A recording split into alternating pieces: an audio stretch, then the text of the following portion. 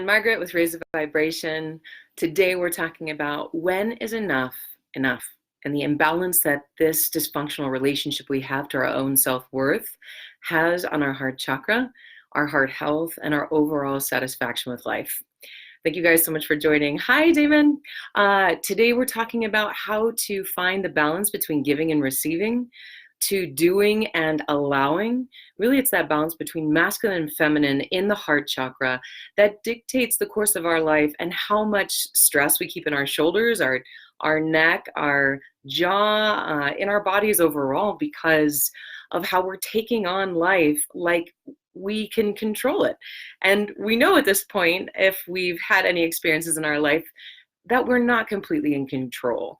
And it's so important to do work on our own and with groups and all different kinds of ways that explores how we can be more intentional with the creation of our life, with the intentionality of how we move through with how we're being and how we are creating the relationships in our life. But what is a shadow aspect of self-development is that we can think that we can control everything rather than knowing that there is a lot outside of our control. So there is a epidemic called exhaustion. We work ourselves to death because we have a very dysfunctional relationship to our self-worth, to how we identify with our value outside of ourselves. Like in our work and our relationships, that if we lose our job, so many people end up ending their lives because they feel that their own self-worth and their purpose of being here relies in their ability to produce in the world, or to be acknowledged in the world, or to succeed with what they're trying to succeed at. They are identifying with things outside of themselves to determine their own self-worth. Okay, this happens a lot also. There's dysfunctional relationships with the heart chakra, especially with givers, with doers, with teachers, with people who want to be of service. The shadow aspect of that archetype of the teacher or the savior is really feeling like it's all up to you. Now, knowing that there's only so much that we can do in life, how do we access this other help? How do we access the unseen forces that are constantly at play in our life? I just heard a beautiful deacon preach on last Tuesday night, and he talked about the concept of surrender versus yielding. And this was so incredible because I've never heard this teaching before. That surrender, we know we have to surrender. And we hear all the time, let's surrender to life, surrender to help, surrender to circumstance, surrender. But how many of us have a difficult time with surrendering, with allowing? And he said, what about instead of surrender, we think about as yielding, just allowing, just getting out of our way to allow these things into our lives rather than an active, intentional surrendering. So I thought that was really interesting. And this idea of yielding, how do we allow these things in our life to play out without feeling like it's up to us to save it, it's up to us to destroy it, it's up to us to fix it or to change the course, because we know that we get super frustrated when we think that we have it all in our hands and there's only so much that we can do, as we know. So a lot of the dysfunction that happens in the heart chakra originates from the third chakra, which is that area that's a solar plexus, all related to our identity, who we think we are, our ego, our work. We over-identify with things outside of ourselves, and therefore when things don't go our way, our relationships, our work, things with our kids, things with our passions, things with our partner, things with ourselves, our own health, we think that we're failing in some way, and who we are as a person is failing in some way. There is a very beautiful song written by Alanis Morissette, and it is called Joining You. And the premise of this song, I teach a lot about this song because I think it's just a brilliant message. The message of the song is the premise of the song is her friend is suicidal. So she writes this letter to her friend and says, hey, look, if we were our successes, if we were our leaders, if we were our outcomes, I'd be joining you. Meaning, what's the point? Like if we're our failures, if we're the things that we identify with that are outside of ourselves. What good do we have of being here? Because we constantly experience failure. It's a beautiful song. If you haven't heard it, check it out. And then there's another really incredible quote that has touched my life so deeply. When Anthony and I were in an interfaith seminary from 2007 to 2009, first 2 years of our marriage, interfaith, shout out to all my interfaith friends. Hello. We went through a 2-year interfaith seminary studying the world religions. And in the course of those 2 years, I learned so many beautiful things.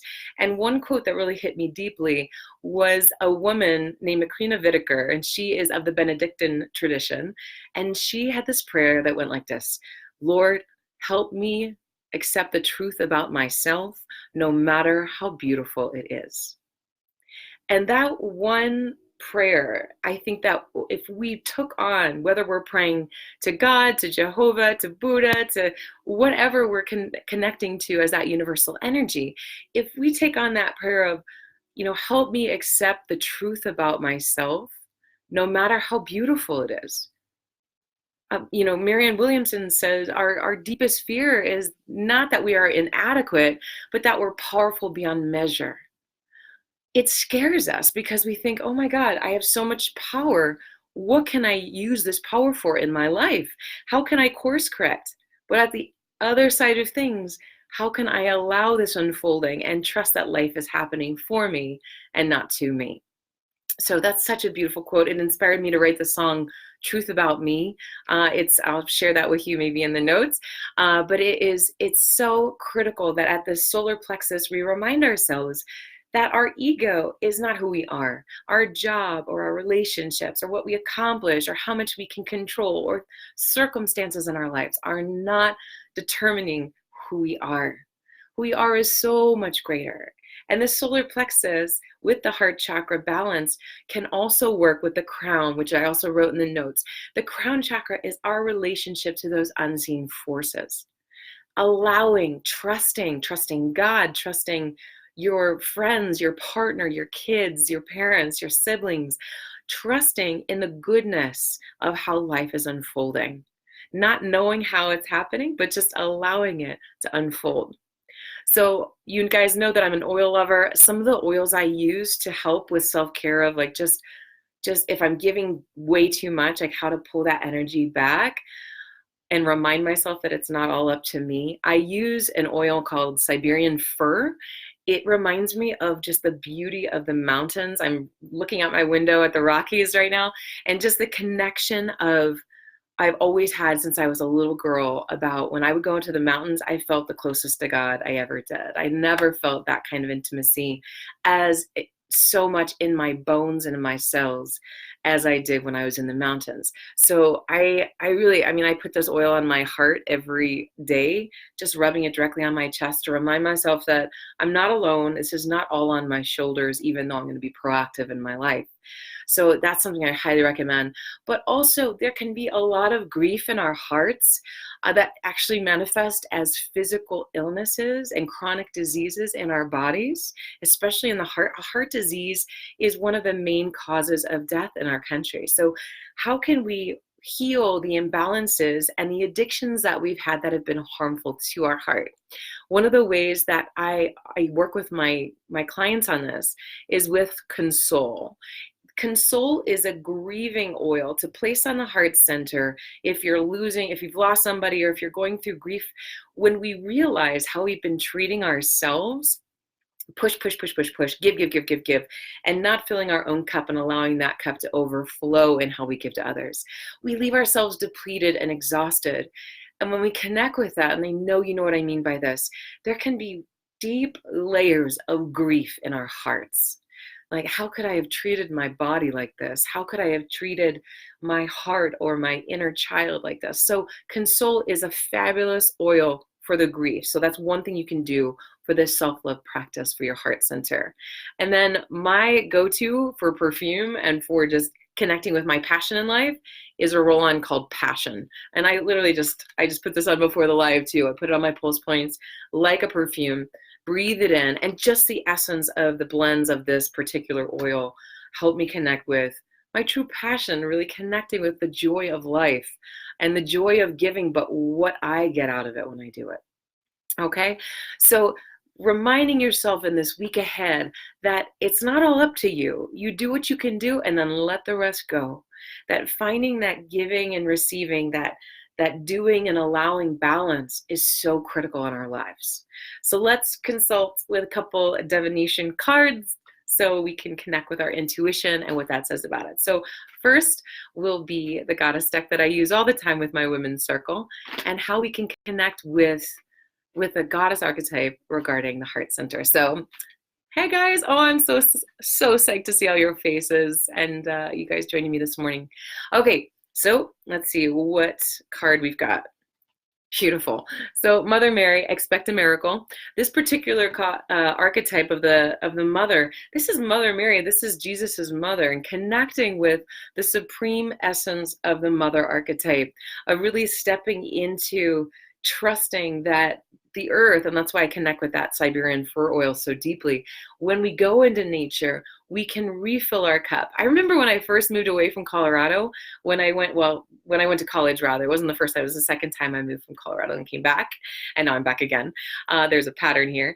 But when I went to college, when I came home, I was going to college in Indiana, I would come home and go straight up to Mount Evans, which is a 14,000 foot mountain, every single time I came home. Now, either I went all the way to the top in the summer, or I just went to Echo Lake, which is pretty high up as well. But I did that to recharge my batteries, to refill my cup, so that I felt supported. I felt that energy of Mother Earth holding me and connecting with that Father Sky, that beautiful Godhead of connection, of oneness of everything. So I think that this, expect a miracle, have faith that your prayers are heard and are being answered. This is your co-creative energy, your prayer, your ability to ask for help. Even if you're in line and you just, for buying something, you say, okay, I really need some help right now. Having patience and breathing. Immediately that will come. The more we ask for help throughout our day, the more we're going to get it. Okay? Expect a miracle. All right, now let's go to the archetype cards. Those are goddess archetypes, but this is another deck that I absolutely love. So let's see in this particular deck for the archetypes, what is in store for us today. All right, hold on. All right, let's see what it is. I actually had two come to the surface. Ah, beautiful. Okay, so I grabbed two accidentally. So these two are priest and saboteur. Can you see that? So priest and saboteur.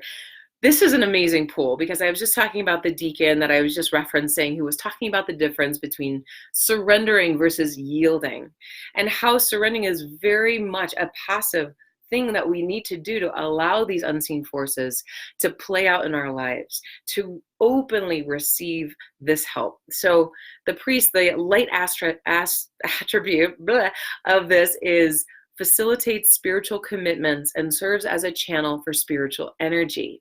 If we are depleting ourselves, guys, we are not a pure channel for helping others. We might think and make everybody think that we are helping others all the time, but if we are not allowing this, our own vessel, to be recharged, the help that we give will have strings attached, will have resentments connected to that giving, which ultimately brings down the frequency of everyone that we're around. As a teacher, this has been critical in my self-exploration, my own path of understanding how to help, but how to help of service by pulling it through rather than just give. Okay? The shadow attribute of the priest is violates the trust of your spiritual community, seduced by your own spiritual role.